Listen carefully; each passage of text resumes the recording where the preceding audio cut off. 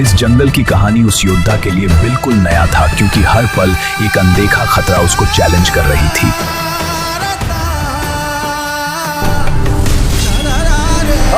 सामने आओ, मुझसे जीत कर राजकुमारी को ले जाओ।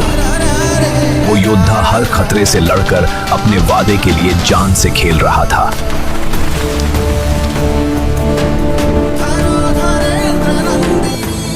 वो योद्धा सभी खतरा से लड़कर राजकुमारी के लिए पानी लेकर आता है। राजकुमारी लीजिए, अपना प्यास बुझा लीजिए, हमें अभी बहुत आगे जाना है। उस सुनसान जंगल की रहस्य को कोई नहीं जानता है, लेकिन वो योद्धा अपनी निडरता से उस जंगल को सामना करता हुआ निकल रहे थे। राजकुमारी, हमें जितनी जल्दी हो सके यहाँ से निकलना चाहिए। उस रहस्यमय जंगल को आज तक कोई पार ही नहीं कर पाया था। तभी अचानक दोस्तों, नेक्स्ट पार्ट के लिए वीडियो को लाइक करके चैनल को सब्सक्राइब कर लो और कमेंट में नेक्स्ट पार्ट लिख दो।